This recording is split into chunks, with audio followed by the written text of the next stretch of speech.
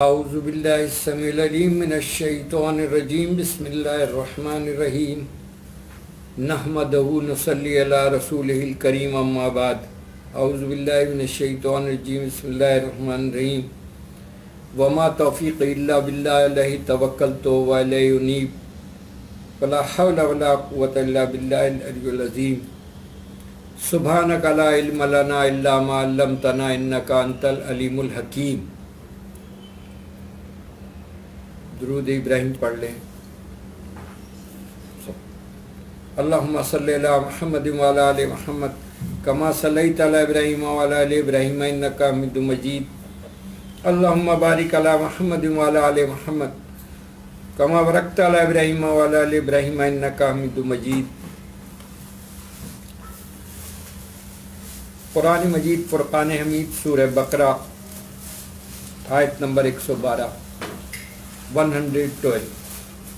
ترجمہ و مفہوم کچھ اس طرح سے، اللہ تعالیٰ ارشاد فرماتے ہیں، ہاں جس نے اپنا رخ، اپنا چہرہ اللہ کے سامنے جھکا دیا، یعنی اپنے آپ کو اللہ کے سامنے جھکا دیا، اور وہ مخلص بھی ہو، تو ایسے شخص کو اس کا اجر اس کے رب کے پاس سے ملتا ہے۔ ایسے لوگوں پر نہ کوئی خوف ہوگا، نہ وہ غمگین ہوں گے۔ سورہ بقرہ۔ ایک اور جگہ سورہ بقرہ میں اللہ تعالیٰ فرماتا ہے، سورہ آل عمران، ترجمہ کچھ اس طرح سے، اور اللہ تعالیٰ کی رضامندی ہی کے لیے خرچ کیا کرو۔ دیکھیں یہاں پر اللہ تعالیٰ ہمیں اپنے فضل و کرم سے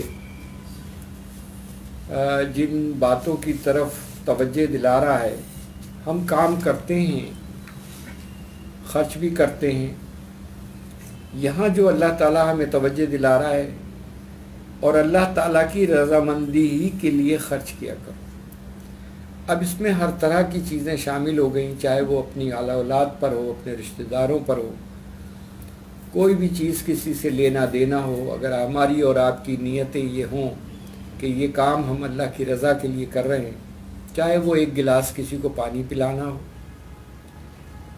کسی پڑوسی کے مانگنے پر نمک کا دینا ہو، یا کسی کی عیادت کرنا ہو، یا کسی اور کے ساتھ کوئی صلہ رحمی کا کوئی اور معاملہ کرنا ہو، تو اللہ تعالیٰ اپنے فضل و کرم سے ہمیں توجہ ہی دلا رہے ہیں کہ تمہیں اپنی نیتوں کو خالص کر کے اللہ کی رضا کی ساتھ منسلک کر لینا چاہیے۔ سورہ آل عمران اللہ تعالیٰ فرماتا ہے، جو شخص دنیا میں اپنے عمل کا بدلہ چاہے گا اسے دنیا ہی میں دے دیا جائے گا۔ کلیئر ہو گئی بات۔ اب یہاں پر بھی انسان کے اعمال اور ان کی نیتوں کے حساب سے اللہ تعالیٰ فرما رہے ہیں، اور اس کو تقسیم کر رہے ہیں اور بتا رہے ہیں کہ جو شخص بھی اس کو اپنے جو بھی عمل کرے گا، یا تو وہ اللہ کی رضا کی خاطر کرے گا تو اس کو اللہ تعالیٰ اپنے خصوصی فضل و کرم سے نوازتے ہوئے اسے وہ اجر دیں گے جس کا اس کو اندازہ نہیں۔ لیکن اگر کوئی شخص اپنے عمل کا بدلہ دنیا میں چاہتا ہو، جس شخص کے ساتھ بھلائی کی ہو، تو بھی اللہ تعالیٰ فرما رہا ہے کہ اسے دنیا ہی میں اس کا اجر دے دے، اور آخرت میں اس کے لیے کوئی حصہ نہیں۔ یہ کس قدر خوفناک بات ہے۔ تو اس کا کیا مطلب ہوا کہ ہمیں اپنے نیتوں پر فوکس کرنے اور ان کو درست کرنے اور اس طرف توجہ اللہ تعالیٰ خوب دلا رہے ہیں۔ اور نبی کریم صلی اللہ علیہ وسلم نے تو یہ ارشاد فرما ہی دیا کہ انما الاعمال بالنیات، تمام عمل کا دار و مدار نیت پر ہے۔ تو اس کا مطلب یہ ہو گیا کہ ہمیں سب سے زیادہ توجہ اپنی نیت پر دینی پڑے گی اور دینا چاہیے۔ اللہ تعالیٰ فرماتا ہے اسی آیت مبارکہ میں سورہ آل عمران کی، اور جو شخص آخرت کا بدلہ چاہے گا ہم اس کو آخرت کا ثواب عطا فرمائیں گے اور دنیا میں بھی دیں گے۔ وہ خوبصورت ترین دعا اللہ کریم نے اپنے کلام میں فرما دی، ربنا آتینا فی الدنیا حسنۃ وفی الآخرۃ حسنۃ وقنا عذاب النار، یہ سکھا دیا۔ اور جب ہم عمرے کے لیے اس کے لیے جاتے ہیں تو آپ صلی اللہ علیہ وسلم نے یہ دعا فرمائی ہے اور بتائیے کہ یہ دعا مانگا کرو. تو آپ اندازہ لگا لیجئے، قرآن مجید میں اللہ تعالیٰ فرماتا ہے جو ہم سے دنیا مانگتا ہے ہم اسے دنیا دے دیتے ہیں، اور جو دنیا اور آخرت دونوں مانگے گا ہم اسے دونوں دیں گے. اب مانگنے کی کیا ہے، وہ نیت کا ہے. جو شخص آخرت کا بدلہ چاہے گا ہم اس کو آخرت کا ثواب عطا فرمائیں گے اور دنیا میں بھی دیں گے، اور ہم بہت جلد شکر گزاروں کو بدلہ دیں گے، بہت جلد. اب یہاں جو بات آئی ہے وہ دیکھیں شکر گزار،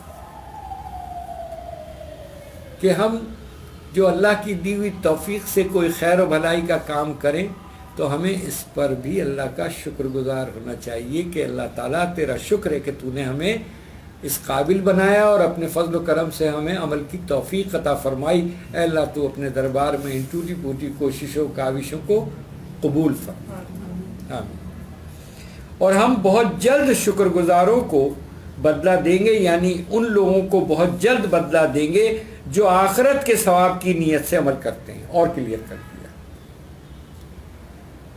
آپ غور کیجئے کہ ہم آج کل کیا ہم کچھ آپ دیکھیں، ہم کہتے ہیں کہ ہم نے کسی کے ساتھ بھلائی کی، دیکھو اس نے ہمارے ساتھ کیا کیا. اس کا کیا مطلب ہے؟ ہم اس سے دنیا میں اس کا اجر چاہ رہے تھے، اور اگر ہمیں دنیا میں اس کا اجر اس کی طرف سے مل جاتا تو پھر آخرت کا تو حصہ ختم ہو گیا تھا. تو شکر ادا کیا کریں کہ جس کے ساتھ آپ نے اچھائی و بھلائی کی ہے اس نے آپ کو اس کا کوئی بدلہ نہیں دیا، تو اللہ کا شکر ادا کریں کہ وہ اجر اللہ کے پاس محفوظ ہے، اور اس کو وہ پروان چڑھائے گا اور اپنے فضل و کرم سے اس کو اور زیادہ بڑھا دے گا انشاءاللہ. اب دیکھیے یہاں پر ہمیں سورہ شورى میں حضرت صالح علیہ السلام نے اپنی قوم سے فرمایا، میں تم سے اس تبلیغ یعنی اس دعوت پر، اس دین کی دعوت پر تم سے کوئی بدلہ نہیں چاہتا. میرا بدلہ تو رب العالمین ہی کے ذمہ ہے. کس قدر خوبصورت اور کس قدر مختصر اور بہترین بات ہے. اگر ہم کسی کے ساتھ بھی اچھائی و بھلائی کریں اور حضرت صالح علیہ السلام کی یہ بات یاد رکھیں اور اس کو دل میں ہی دہرا لیں تو کیا ہی خوبصورت بات ہو جائے گی. سورہ روم آیت نمبر 39 میں اللہ تعالیٰ فرماتے ہیں، اور جو صدقہ محض اللہ کی رضا جوئی کے ارادے سے دیتے ہو تو جو لوگ ایسا کرتے ہیں وہی لوگ اپنا مال اور ثواب بڑھانے والے ہیں. اب بتائیے آپ سورہ روم، اور اللہ تعالیٰ نے اس بات کو کلیئر اور واضح کر دیا. سورہ الحج میں اللہ تعالیٰ فرماتا ہے، سورہ آراف ہے، پہلے اس کا سن لیجئے ترجمہ، آیت نمبر 29 اللہ تعالیٰ کا ارشاد ہے، اور خاص اسی کی عبادت کرو اور اسی کو پکارو. آپ دیکھیے کس قدر اہم ترین بات ہے، اسی کی عبادت کرو اور اسی کو پکارو. یہ جو پکارنا ہے یہ کیا ہے؟ اس کے سلسلے میں ہمیں قرآن مجید فرقان حمید میں بھی اللہ تعالیٰ نے جا بجا ہمیں بتایا اور سمجھایا، اور اللہ کے نبی صلی اللہ علیہ وسلم نے تو ہمیں تربیت بھی دی صحابہ کو، اور ہمیں اللہ کے فضل و کرم سے تعلیم بھی یہی فرمائی کہ اگر تمہاری قمیص کے بٹن ٹوٹ جائیں یا کھو جائیں تو مانگو اللہ سے، کوشش خود کرو. یعنی پہلے مانگنا اللہ سے ہے، بعد میں کوشش ہے. ہم سے کیا غلطی ہو رہی ہے کہ ہم الٹا کر رہے ہیں. ہم پہلے کوششیں کر لیتے ہیں اور جب وہ ناکام ہو جاتی ہیں تو پھر ہم وظائف اور دوسرے اور پھر پیر فقیر اور پھر تعویذ گنڈے اور ان چکروں پڑ جاتے ہیں، اور شیطان ہمیں گمراہ کر دیتا ہے. یہاں اللہ تعالیٰ فرما رہا ہے اور خاص اسی کی عبادت کرو. خاص عبادت کیا ہے؟ وہی جو آگے بتا دیا گیا کہ اسی کو پکارو، یعنی اسی کی عبادت، اسی کے آگے سر جھکاؤ، اسی کو سجدہ کرو، اسی سے مانگو. جب ہم سورہ فاتحہ پڑھتے ہیں تو اس کا ترجمہ ہمیں پڑھنا چاہیے اور سمجھنا چاہیے آئمہ کرام علماء دین نے، اسلاف نے، بزرگان دین نے اور خود آپ صلی اللہ علیہ وسلم نے اس کی تشریح فرمائی ہے کہ ایاک نعبد و ایاک نستعین، اے اللہ ہم تیری عبادت کرتے ہیں اور تجھی سے مدد مانگتے ہیں۔ اور یہاں بھی اللہ تعالیٰ سورہ اعراف آیت نمبر 29 میں اللہ تعالیٰ اسی کو دوبارہ سمجھا رہا ہے کہ اسی کی عبادت کرو اور اسی کو پکارو، ایاک نعبد و ایاک نستعین۔ اے اللہ ہم یہ بات کہہ رہے ہیں، اس آیت مبارکہ میں سورہ فاتحہ میں ہم یہ کہہ رہے ہیں، اے اللہ ہم تیری عبادت کرتے ہیں اور تجھی سے مدد مانگتے ہیں۔ اب غور کرنا چاہیے، کیا ہم ایسے ہی کر رہے ہیں؟ کیا ہمارا عمل ایسے ہی ہے؟ کیا ہماری نیت ایسی ہی ہے؟ کیا ہماری سوچ ایسے ہی ہے؟ یہ بہت فکر کی بات ہے۔ سورہ الحج آیت نمبر 38 ترجمہ سنیے۔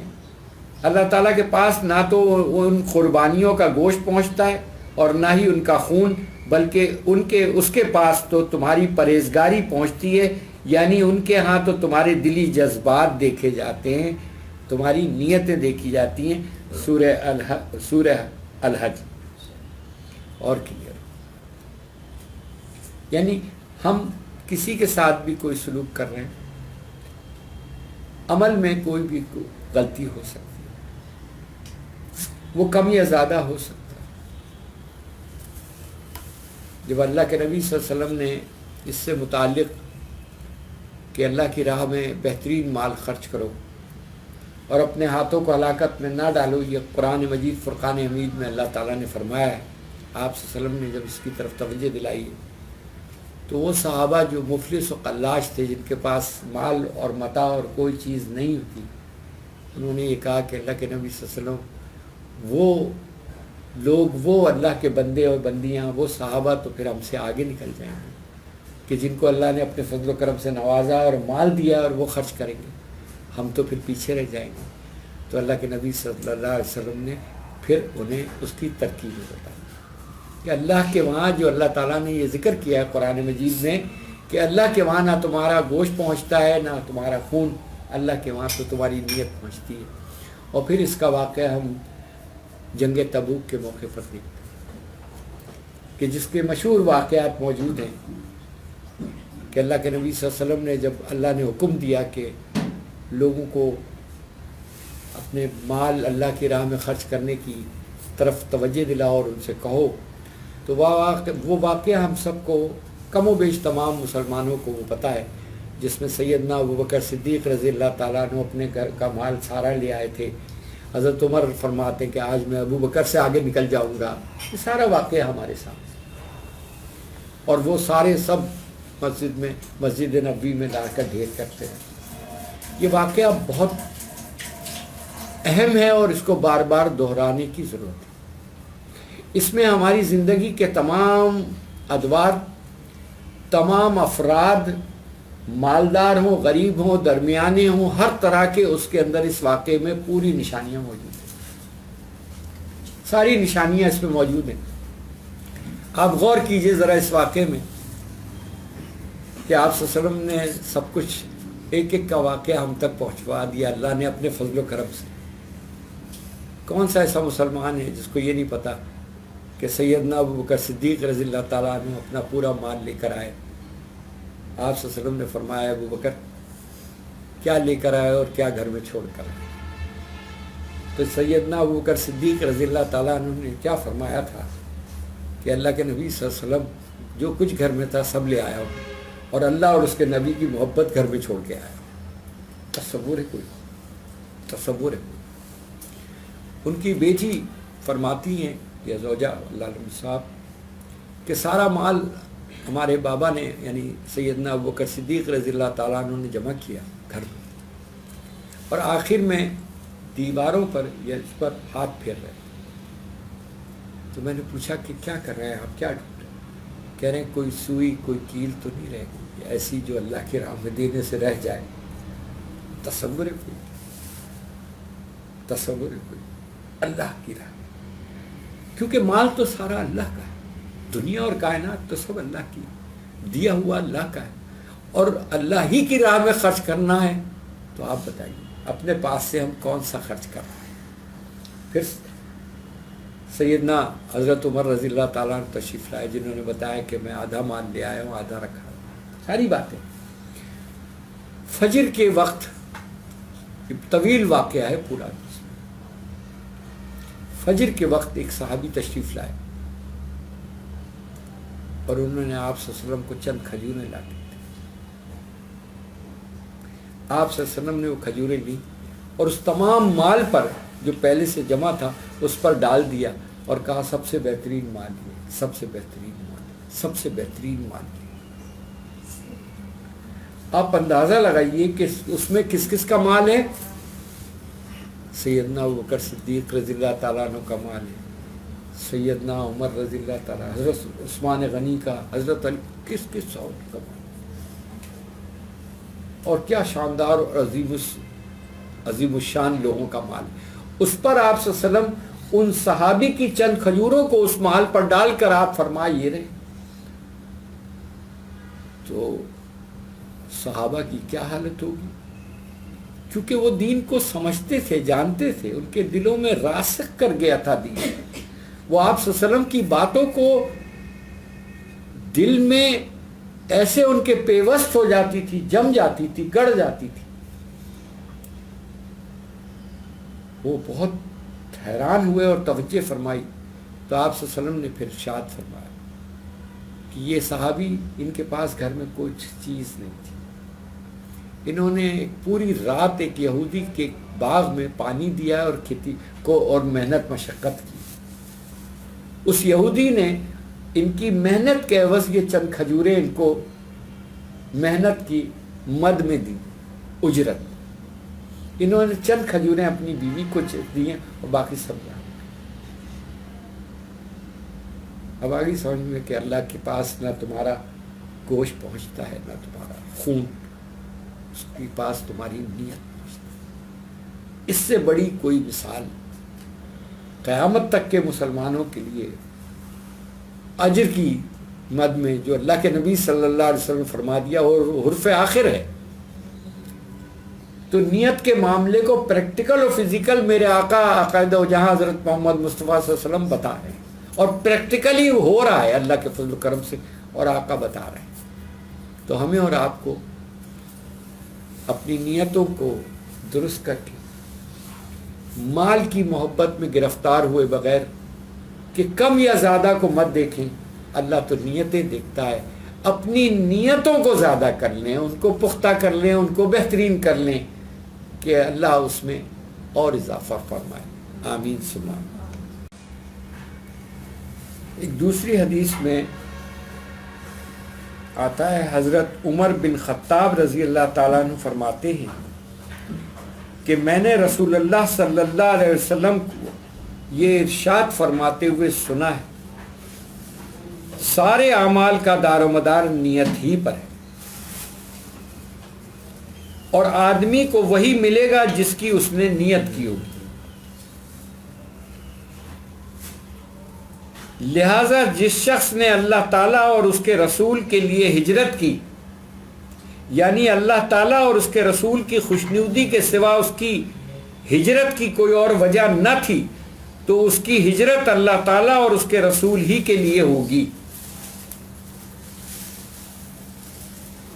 یعنی اس کو اس ہجرت کا ثواب ملے گا، اور جس شخص نے کسی دنیاوی غرض یا کسی عورت سے نکاح کرنے کے لیے ہجرت کی تو اس کی ہجرت اللہ اور اس کے رسول کے لیے نہیں ہوگی، بلکہ جس دوسری غرض و نیت سے اس نے ہجرت کی، اللہ تعالیٰ کے نزدیک بھی اس کی ہجرت اسی غرض کے لیے قرار دی جائے گی۔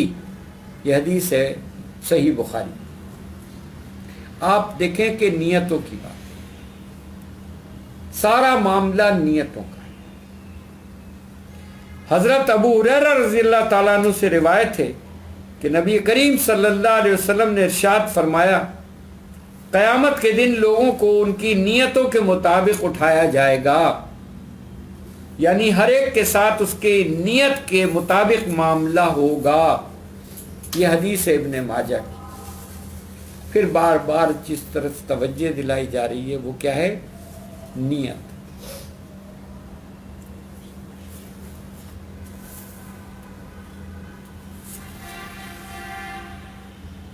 حضرت انس بن مالک رضی اللہ تعالیٰ عنہ سے روایت ہے کہ رسول اللہ صلی اللہ علیہ وسلم نے ارشاد فرمایا، تم نے مدینے میں کچھ ایسے لوگوں کو چھوڑا ہے کہ جس راستے پر بھی تم چلے، جو کچھ بھی تم نے خرچ کیا اور جس وادی سے بھی تم گزرے، وہ ان اعمال کے اجر و ثواب میں تمہارے ساتھ شریک رہے.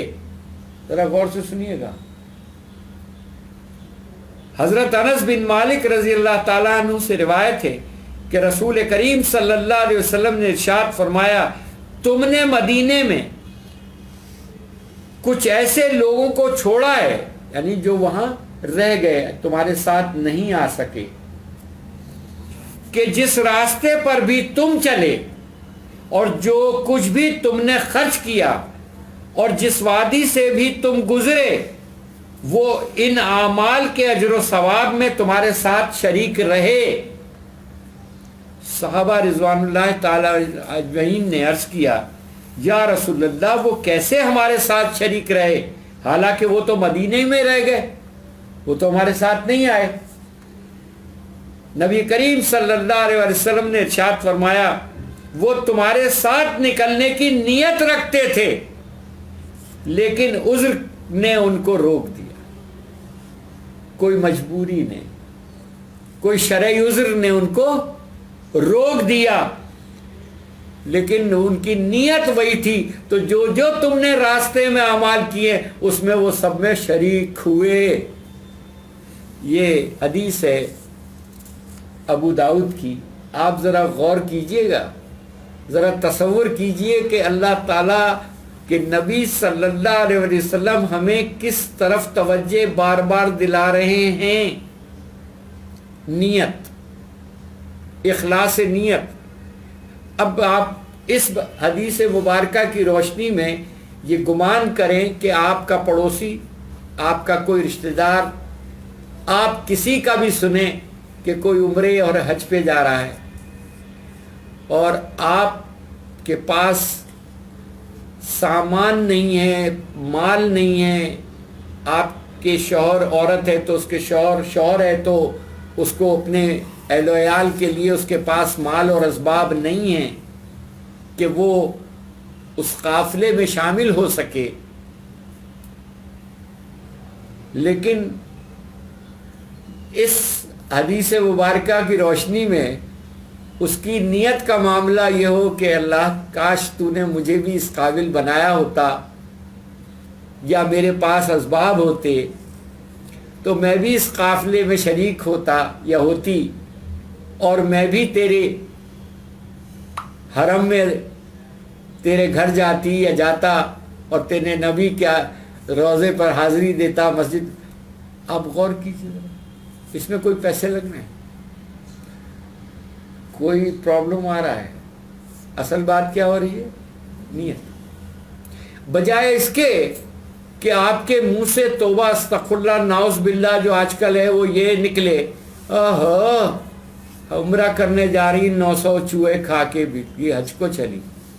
آپ غور کیجئے کہ ہمارا حال کیا ہے. ہماری نیتوں کے ساتھ، ہمارے زبان کے ساتھ نکلنے والے الفاظ ہمارے لیے کس قدر شر اور سنگین بن رہے ہیں، تصور ہے کوئی؟ اور یہ جملہ ہی بہت خوفناک اور خطرناک ہے.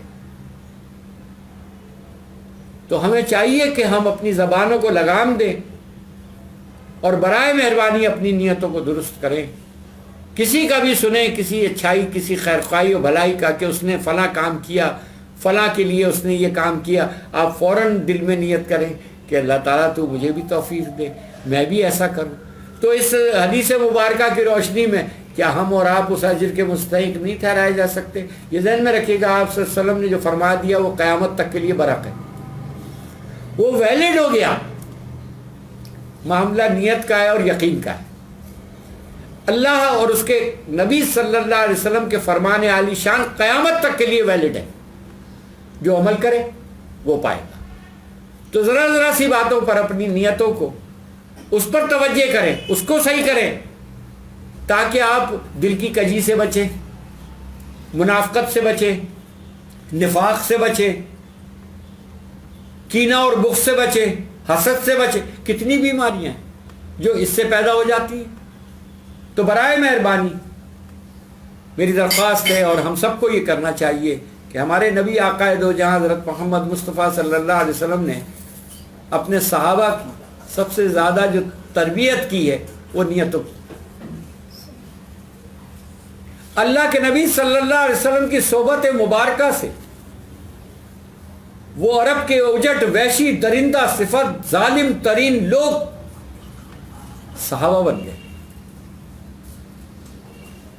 وہ صحبتیں اختیار کیجیے، ایسے لوگوں کے پاس، ایسے علماء دین کے پاس اپنے آپ کو جوڑیے، ایسے بزرگوں کی صحبتوں اختیار کرنے کی کوشش کیجیے جو اللہ سے ڈرنے والے ہیں، جو اللہ سے ڈرانے والے ہیں، جو اللہ سے جوڑنے والے ہیں.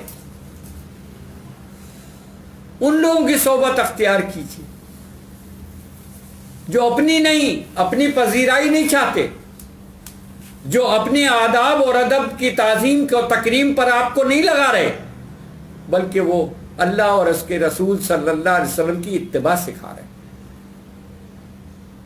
ہمارے نبی آقا دو جہاں حضرت محمد مصطفیٰ صلی اللہ علیہ وسلم، جن پر میں قربان، میرے ماں باپ قربان، آپ صلی اللہ علیہ وسلم نے یہ فرما دیا کہ صحبت کا کتنا اثر ہوتا ہے کہ اگر تم کسی عطر فروش کی صحبت میں بیٹھو گے تو تمہارے پاس سے عطر کی خوشبو آئے، اور اگر تم بھاڑ جھونکنے والے یا لوہار کے پاس بیٹھو گے تو تمہارا منہ بھی کالا ہوگا، کپڑے بھی جلیں گے، اور تمہیں ملے گا بھی کچھ نہیں. یہ آپ صلی اللہ علیہ وسلم نے بتا دیا، سمجھا دیا کہ اپنی صحبتوں پر توجہ کرو کہ تمہارا کن لوگوں کے ساتھ اٹھنا بیٹھنا ہے.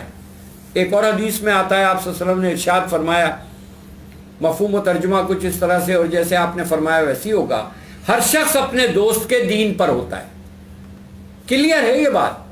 اب ذرا اپنے دوست کا دین اور اعتقاد اور اس کا ایمان چیک کر لیجئے، آپ کا شمار اسی میں. تو برائے مہربانی ان چیزوں کا بہت خیال رکھنے کی ضرورت ہے. صحبت بہت ہی اہم ترین چیز ہے. آپ اپنے گریبانوں میں جھانک کر یہ دیکھ سکتے ہیں کہ آپ کی جس سے دوستی ہے، یاری ہے، دانت کاٹی روٹی ہے، جس کے ساتھ اٹھنا بیٹھنا ہے، جس کے ساتھ والہانہ محبت ہے، اس کا کردار کیا ہے. ظاہری اس پر مت جائیے، اس کے کردار کو دیکھیے، اس کے طور طریقے، اس کی طرز زندگی، اس کے رویے کو دیکھیے. جو میرے نبی صلی اللہ علیہ وسلم نے ارشاد فرمایا ہے کہ تم میں بہترین لوگ وہ ہیں جن کے اخلاق سب سے اچھے. اس کے دل کی نرمی اور زبان کی نرمی کو چیک کر لیجئے، آپ کو پتہ چل جائے گا. تو برائے مہربانی ہمیں اور آپ کو ضرورت اس بات کی ہے کہ اپنے آپ کو دیکھیں کہ ہم کس سے جڑے ہوئے ہیں، ہماری کس سے محبت ہے، کس سے شناسائی ہے، کس کے ساتھ دل ملا ہوا ہے. معاملہ اسی کے ساتھ ہوگا. تو برائے مہربانی اپنے آخرت کو اپنی اس دنیاوی لالچ اور پسند و ناپسند پر قربان مت کیجیے. اس دنیا کے بدلے آخرت کا سودا مت کیجیے. یہ دنیا تو ہمیں ملی ہی آخرت کو بنانے اور سنوارنے کے لیے، ہم دنیا بنانے میں لگ گئے. کس قدر افسوس اور ناک اور صورتحال ہے آج کل جس دور میں ہم گزر رہے ہیں، جہاں نفسا نفسی کی انتہا پر ہے. یہ فتنوں کا دور ہے، عظیم عظیم فتنے سر اٹھا رہے ہیں اور اس کا شکار ہم سب ہو رہے ہیں.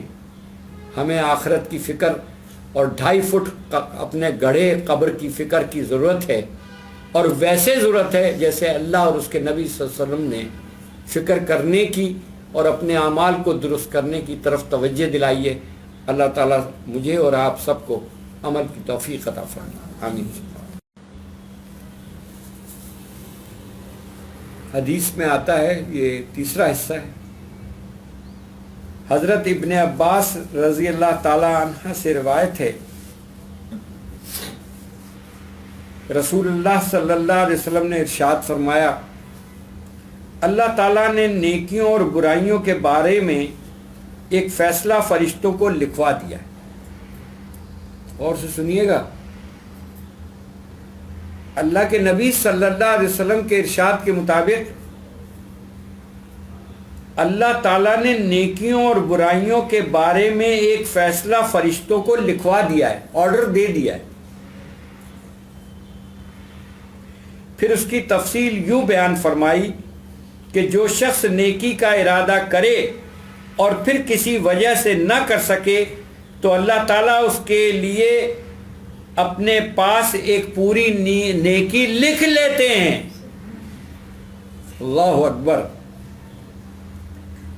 ذرا غور سے سنیے گا، یہ اللہ تعالیٰ کے نبی صلی اللہ علیہ وسلم فرما رہے ہیں کہ اللہ تعالیٰ نے ایک اپنا فرمان عالی شان نیکیوں اور برائیوں کے بارے میں فرشتوں کو لکھوا دیا ہے، آرڈر دے دیا ہے کہ اس پر یہ طریقہ کار ہے اور اس پر عمل کرنا ہے. اور فرشتے آپ کو پتہ ہے کہ اللہ کے حکم کے علاوہ کوئی اس میں رتی برابر بھی. اللہ کے نبی صلی اللہ علیہ وسلم نے ارشاد فرمایا اللہ تعالیٰ نے نیکیوں اور برائیوں کے بارے میں ایک فیصلہ فرشتوں کو لکھوا دیا ہے.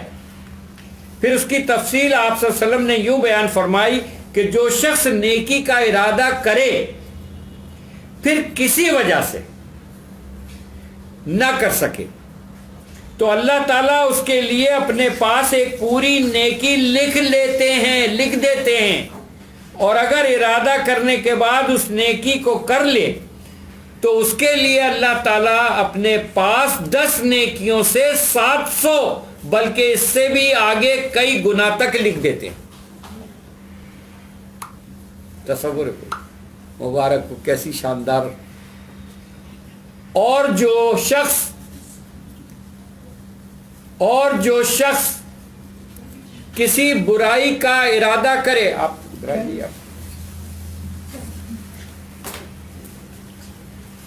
اور جو شخص کسی برائی کا ارادہ کرے اور پھر اس کے کرنے سے رک جائے تو اللہ تعالیٰ اپنے پاس اس کے لیے ایک پوری نیکی لکھ دیتے ہیں، کیونکہ اس کا برائی سے رکنا اللہ تعالیٰ کے ڈر کی وجہ سے ہے. اور اگر ارادہ کرنے کے بعد اس نے وہ گناہ کر لیا تو اللہ تعالیٰ اس کے لیے ایک ہی گناہ لکھتے ہیں. یہ حدیث ہے صحیح بخاری کی. اللہ اکبر. کس قدر کھول کے اللہ کے نبی صلی اللہ علیہ وسلم نے اللہ کے فرمان عالی شان جو اللہ تعالیٰ نے حکم دے دیے فرشتوں کو، اس کو بیان فرما دیا. اب ارادے کی نیکی ہے، ارادے کی نیکی اور کرنے کی تو نیکیوں کا کوئی وہی نہیں ہے. اللہ ہے بے نیاز ہے، اپنے فضل سے جسے چاہے وہ عطا کرے. حضرت ابو ہریرہ رضی اللہ تعالیٰ عنہ سے روایت ہے کہ رسول اللہ صلی اللہ علیہ وسلم نے ارشاد فرمایا. اب ذرا غور سے سنیے گا. بنی اسرائیل کے ایک آدمی نے اپنے دل میں کہا میں آج رات چپکے سے صدقہ کروں گا. چنانچہ وہ رات کو چپکے سے صدقہ کا مال لے کر نکلا اور بے خبری میں ایک چور کے ہاتھ میں دے دیا. صبح لوگوں میں چرچا ہوا کہ رات چور کو صدقہ دیا گیا ہے. اچھا، پہلے یہ بات آشکارا ہو جاتی تھی، چور بھی بتا دیتا تھا. پہلے چور بھی ایسے ہی تھے. صبح لوگوں میں چرچا ہوا کہ رات چور کو صدقہ دیا گیا ہے. صدقہ کرنے والے نے کہا یا اللہ، چور کو صدقہ دینے میں بھی آپ ہی کی تعریف ہے، آپ ہی کی بڑائی ہے. اچھی بات مجھ سے نکلی. آپ دیکھیں کہ اس سے بھی زیادہ برے آدمی کو اگر میں دیتا تو کیا کر سکتا تھا. پھر اس نے عزم کیا کہ دوسری رات کہ آج بھی میں ضرور صدقہ کروں گا، کہ پہلا صدقہ تو ضائع ہو گیا. چنانچہ رات کو صدقے کا مال لے کر نکلا اور بے خبری میں صدقہ ایک بدکار عورت کو دے دیا. صبح چرچا ہوا کہ آج رات بدکار عورت کو صدقہ دیا گیا ہے، اس نے کہا اللہ بدکار عورت کو صدقہ دینے میں بھی آپ ہی کی تعریف ہے کہ میرا مال تو اس قابل بھی نہ تھا۔ پھر تیسری مرتبہ ارادہ کیا کہ آج رات ضرور صدقہ کروں گا، پھر چنانچہ رات کو صدقے کا مال لے کے نکلا اور اسے ایک مالدار کے ہاتھ میں دے دیا جو پہلے سے امیر تھا۔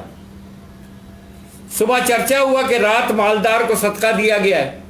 صدقہ دینے والے نے کہا یا اللہ چور، بدکار عورت اور مالدار کو صدقہ دینے پر بھی آپ ہی کی تعریف ہے کہ میرا مال تو ایسے لوگوں کو دینے کے قابل بھی نہ تھا، آپ نے اپنے فضل و کرم سے نوازا تو دیا۔ خواب میں بتایا گیا اس کو، سنیے، خواب میں اسے بتایا گیا کہ تیرا صدقہ قبول ہو گیا، تیرا صدقہ جو تو نے چور کو دیا گیا، دلوایا گیا، تیرا صدقہ چور پر اس لیے کرایا گیا کہ ممکن ہے کہ وہ اپنی چوری کی عادت سے توبہ کر لے۔ آپ غور کیجئے کہ وہ چوری کی نیت سے نکلا تھا، اس کو صدقہ مل گیا تو اس کو اللہ اس کے بارے میں کیا کہہ رہا ہے کہ وہ سوچے گا کہ اللہ تعالیٰ نے جب بغیر چوری کے مجھے مال عطا کر دیا ہے تو میں آئندہ چوری نہ کروں۔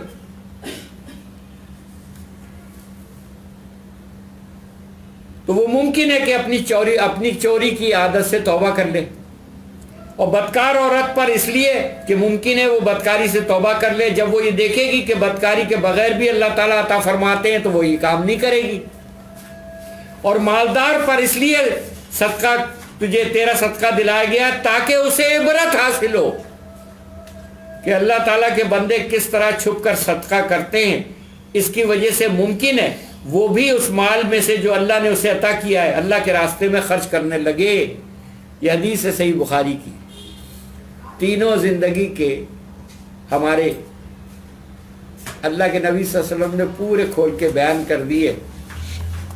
پہلا صدقہ چور کو، آج ہم غور کر لیں، ہمیں لوگ منع کرتے ہیں اس کو مت دو، یہ تو پروفیشنل ہے، فلاں کو مت دو۔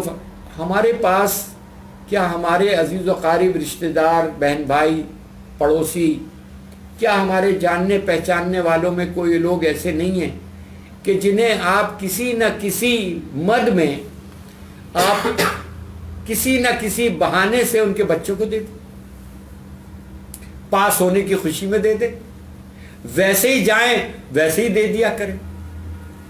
پہلے بڑوں کی عادتیں تھیں، پہلے بزرگوں کی عادتیں تھیں، وہ ڈگری یافتہ نہیں تھے مگر دانشمند اور حکمت سے لبریز اللہ تعالیٰ نے ان کو یہ سکھایا تھا، کیونکہ انہوں نے اپنے بڑوں سے ہی سیکھتے۔ ہمیں ابھی تک یاد ہے کہ چاہے وہ 5 پیسے ہوں، نانا کا دینا، نانی کا دینا، پھپھا کا دینا، چچا کا دینا، ہم آج تک نہ بھولیں، چاہے وہ 5 پیسے چونی کیوں نہ، بات پیسوں کی نہیں ہوتی۔ یہ سکھاتے ہیں بڑے کہ دینے والے بنو، بہانے سے دینے والے بنو۔ قرآن مجید فرقان حمید میں اللہ تعالیٰ فرماتا ہے کہ آیت کا ترجمہ و مفہوم کچھ اس طرح سے، کچھ ایسے لوگ ہیں، ایسے سفید پوش لوگ ہیں، ایسے وزادار عزتدار لوگ ہیں جو دست سوال دراز نہیں کرتے، ہاتھ نہیں پھیلاتے کسی کے آگے، نہ شکوہ شکایت کرتے ہیں، نہ اپنی قسمہ پرسی، نہ اپنی غربت کا کوئی کسی سے کوئی بات کرتے ہیں۔ قرآن میں اللہ تعالیٰ فرما رہا ہے مگر تم انہیں دیکھو گے تو پہچان جاؤ گے۔ یہ تم کون ہیں؟ یہ تم ہم اور آپ کیوں نہیں بن رہے؟ یہ تم بننا بہت اہم ہے۔ اللہ قرآن میں جن فرماتا ہے ایسے لوگوں کو جو دست سوال دراز نہیں کرتے، مانگتے نہیں ہیں، کچھ نہیں کہتے، لیکن تم انہیں دیکھو گے تو پہچان جاؤ گے۔ اب یہ جو تم ہے یہ بننے کی ضرورت ہے۔ وہ بننا کیسے ہے؟ جیسے اللہ کے نبی صلی اللہ علیہ وسلم نے ہمیں اور آپ کو سکھایا اور صحابہ نے اس پہ عمل کیا۔ آج ہم تک یہ دین مبین قربانیوں کے ساتھ پہنچا ہے، ایثار کے ساتھ پہنچا ہے، اعمال کے ساتھ پہنچا ہے، نیتوں کے ساتھ پہنچا ہے، نہ کوئی میڈیا، نہ کوئی ویڈیو، نہ کوئی سوشل میڈیا، نہ وائرل ہوئی۔ میرے نبی عقائد و جہاں حضرت محمد مصطفیٰ صلی اللہ علیہ وسلم، جن پر میں قربان، میرے ماں باپ قربان، ان کے اسوائے حسنہ جو وائرل ہے 1440 سال 50 سال میں، ایسی کوئی وائرل کوئی چیز دکھا دے کوئی، ان کی ایک ایک بات اللہ نے قیامت تک کے لیے محفوظ فرما کر جاری کی ہوئی ہے، اور قیامت تک جاری رکھی جائے گی، اور ائمہ اکرام، علماء دین، بزرگان دین اسلام اس کو بیان کرتے رہیں گے، لکھتے رہیں گے، اور ہم تک اور ہم سے ہمارے بعد آنے والوں تک یہ باتیں پہنچتی رہیں گی۔ یہ ذہن میں رکھیے گا۔ قرآن مجید میں اللہ تعالیٰ فرماتا ہے، ہم نے بار بار اس کی بات کی اور کرتے رہیں گے کہ قرآن میں اللہ فرماتا ہے تمہارے لیے نبی کریم صلی اللہ علیہ وسلم کی زندگی میں بہترین نمونہ اگزامپل ہے۔ اللہ نے قرآن بھی محفوظ کیا، اللہ کا کلام ہے، اور آپ صلی اللہ علیہ وسلم کا اسوائے حسنہ بھی محفوظ ہے۔ کسی نبی، کسی رسول کی آپ کو کوئی سنت مبارکہ اس انداز میں نہیں ملے گی جس انداز میں میرے آقا حضرت محمد مصطفیٰ صلی اللہ علیہ وسلم کی ایک ایک بات، ایک ایک لمحے کی کارروائی اللہ نے محفوظ فرمائی ہوئی ہے، اور یہ زندہ معجزہ ہے کہ میرے آقا چلتے کیسے تھے، میرے آقا کھاتے کیسے تھے، میرے آقا پیتے کیسے تھے، میرے آقا بات کیسے کرتے تھے، کون سی ایسی میرے آقا کی ادا ہے اور عمل ہے جو ہم تک نہیں پہنچائی ہمارے رب نے اپنے فضل و کرم سے۔ یہ اللہ کا اپنے نبی آخر الزماں حضرت محمد مصطفیٰ صلی اللہ علیہ وسلم کا وہ وعدہ جو قرآن میں اللہ نے فرمایا کہ تمہارے لیے بہترین نمونہ ہے، اس کو بھی محفوظ فرما دیا، بلکہ اس میں ایک ایک بات میں کئی کئی باتیں ہمارے تک پہنچ رہی ہیں، ان باریک باتوں میں بھی اور باریکیاں پہنچ رہی ہیں۔ ہے جو حکمت نبوی صلی اللہ علیہ وسلم کے اس بہتے ہوئے دریا سے آبدار موتی نکالے اور اس کی مالائیں اپنی زندگیوں میں عمل میں لا کر اس کو پرو لے، یہی نجات کا راستہ ہے۔ اس کے علاوہ اللہ کے وہاں کوئی اجر قبول نہیں ہوگا۔ جس پر محمد عربی صلی اللہ علیہ وسلم کی مہر ہوگی، اللہ نے اعلان کر دیا، اس کے وہی اجر وہی عمل قبول ہوگا، اس کے علاوہ کوئی عمل قبول نہیں ہوگا۔ اللہ تعالی ہم سب کو اللہ کے نبی صلی اللہ علیہ وسلم کے بتائے ہوئے طریقے کے مطابق زندگی گزارنے والا بنا دے، زندگی گزارنا آسان بنا دے۔ آمین ثم آمین۔